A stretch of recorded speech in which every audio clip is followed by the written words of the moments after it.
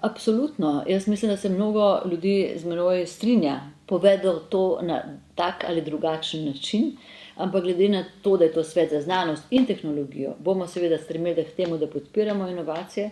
Želeli bomo tudi, da se naš glas sliši, da bodo prisotni novi ministri.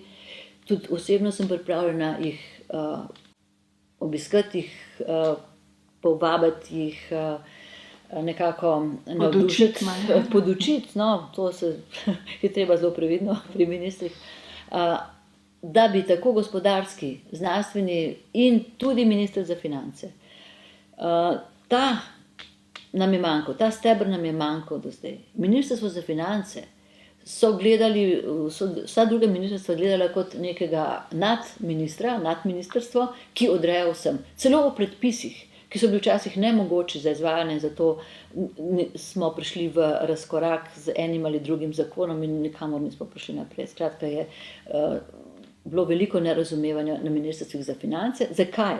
Ker je ministrstvo za finance, ali kjerikoli minister, ne bom rekla, gledal na znanost kot na nek strošek. To je pač strošek, to je neka okras, to je neka kulturna zadeva, to je neka mogoče samobitnost, ampak še ne.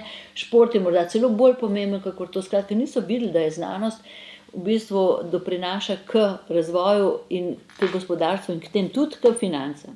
Tukaj ga niso vključili v svoj tokokrog kroženja denarja.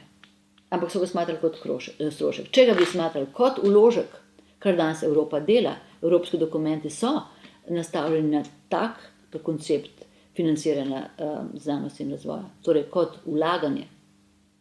In potem gleda na to drugače. Vlagajo tako v gospodarstvo kot v znanost, ampak to je vložek. In če bomo ministre prepričali v to in ministrstvo, potem bo tudi lažji dogovor med politiko, akademijo in gospodarstvom in potem se bo krog le začel vrteti spet.